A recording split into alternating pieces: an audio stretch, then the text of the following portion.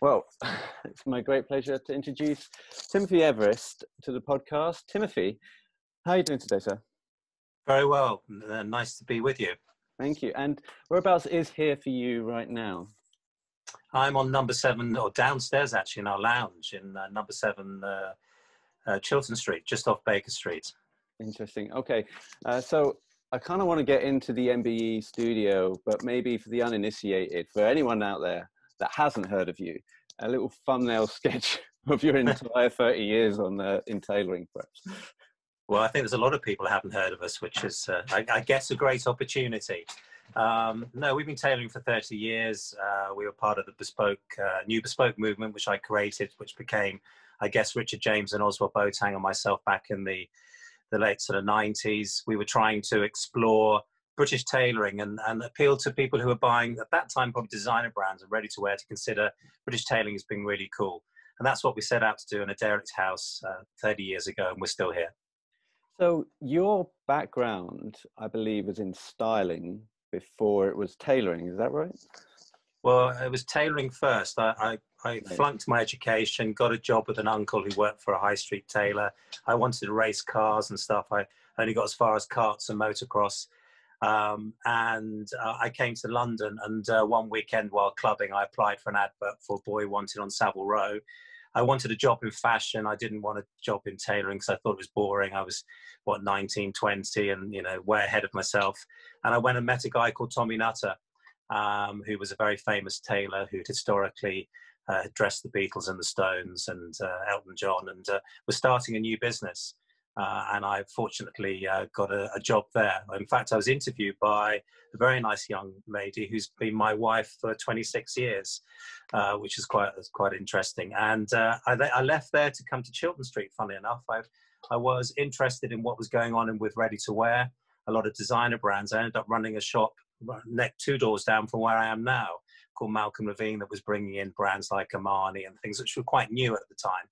But the styling bit started afterwards. I wanted to build my boss's business, but he was quite happy having a shop. So I left, and I was a freelance stylist. So I used to sort of dress a lot of people in the sort of boom days of MTV. So dressing George Michael and the contemporary bands at the time. I did a lot of TV commercials. So for people like Ridley Scott Associates, a lot of people might know or might not know, a lot of the film directors we know today cut their teeth on actually TV commercials and sort of commercial productions.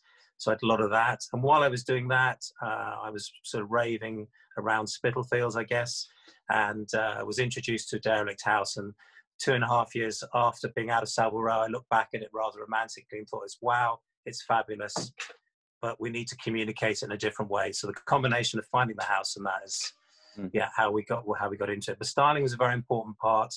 I'll stop in a minute, but styling really helped when we came back to films again. Right, interesting. So perhaps drop me in with a bit of a timeline here. You started work for Tommy Nutter. What year are we talking now? Well, I'd like to say 5 years ago, but it was actually very early 80s. In fact, There was a whole thing on Elton John on one of the BBC chat shows last night, and there was some of the clothes that we designed he was wearing, which was rather fabulous. So yeah, that was heady days. I was about 20, 21 years old, and I ended up working with Tommy on the Elton's World Tour and his Japanese licenses. I could draw, so I was very naughty. I would leave a drawing on his desk, and he'd say, "Who's done that?" And I'd go, "I did, sir." And we'd end up doing stuff, which was really good. He was very generous. He was very inclusive in everything that he did, which was good.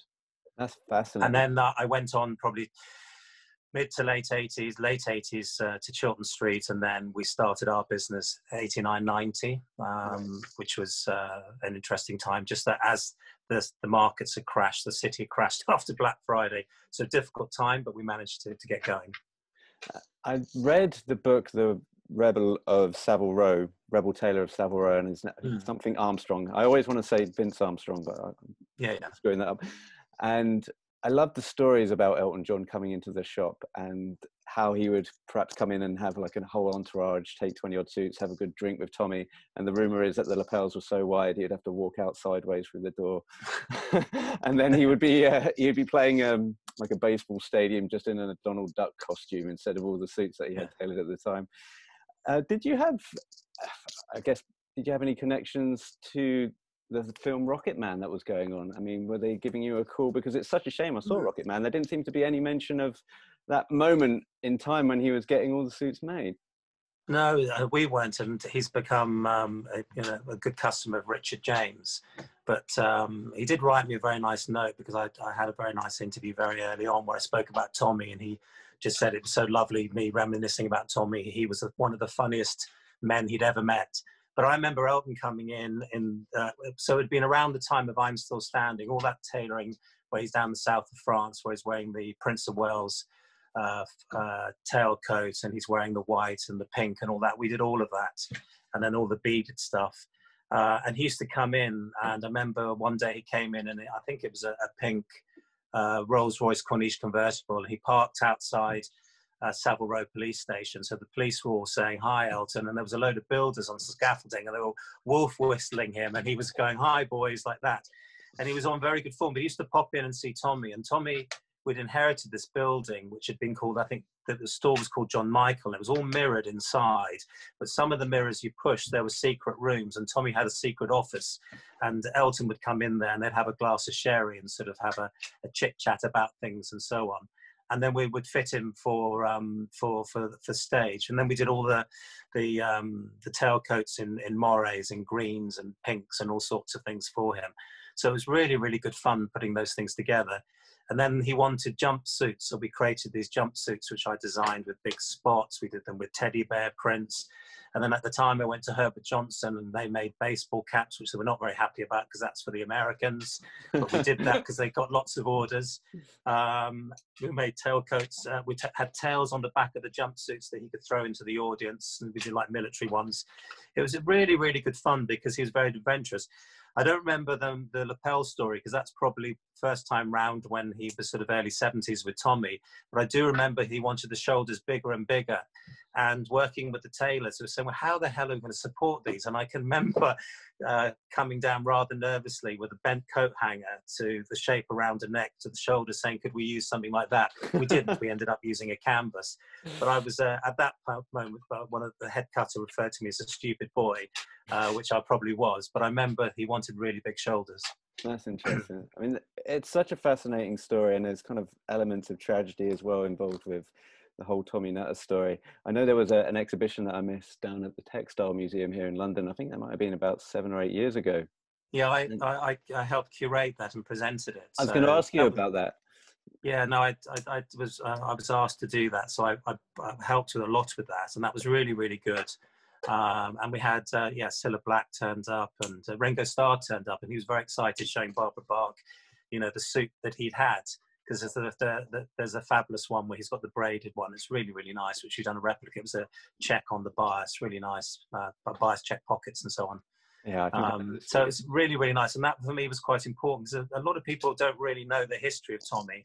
There's a lot of people take credit for having worked for Tommy Nutter, but he was the Tommy Nutter. He was the person who created that style. He was the young guy at 27 years old or whatever it was, started a business with £1,000 each. He had £1,000 himself, 1,000 I think from Cilla Black, who used to be a big TV personality, and 1,000 from a barrister.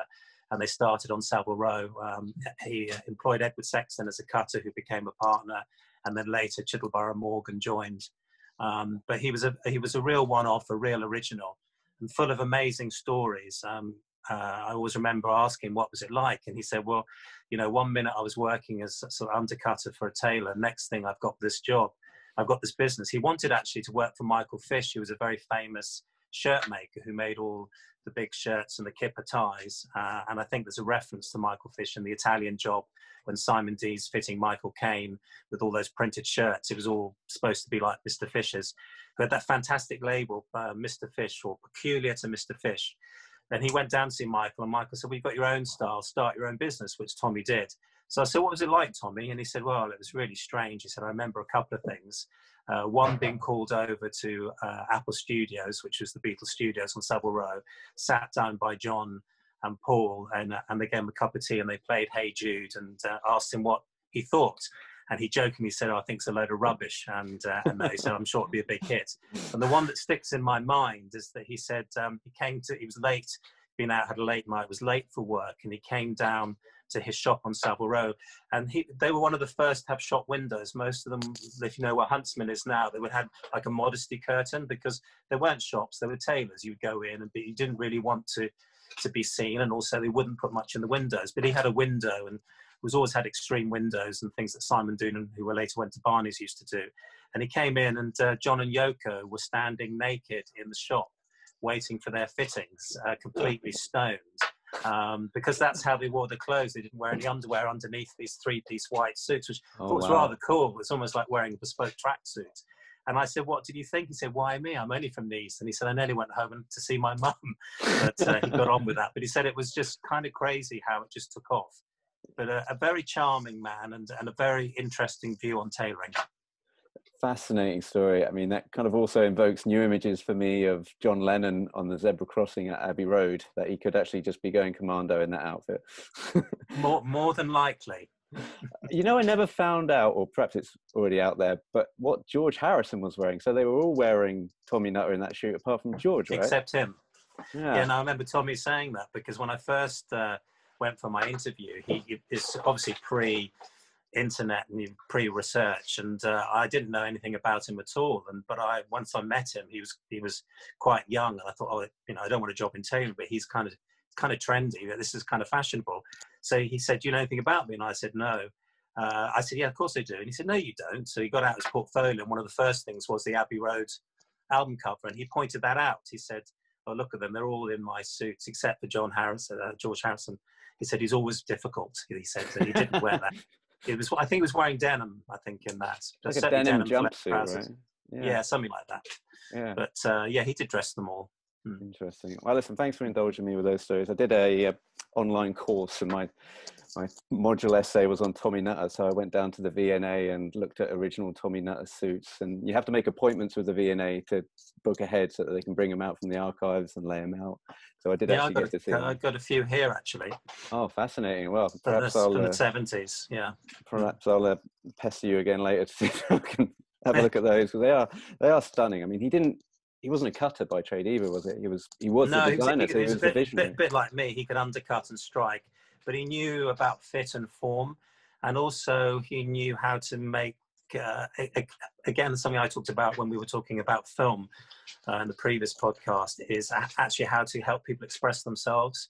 So everyone thought that he just dressed the rock and roll, gentry, but that was a small part of his business. There were some people, their fashion statement was to go just for a blue suit or a navy velvet jacket, and that was as fashionable as they needed to be. It was because they wanted to go and see Tommy, who wasn't a father's tailor, if that was. It was someone younger that he could articulate as something that they would feel comfortable in.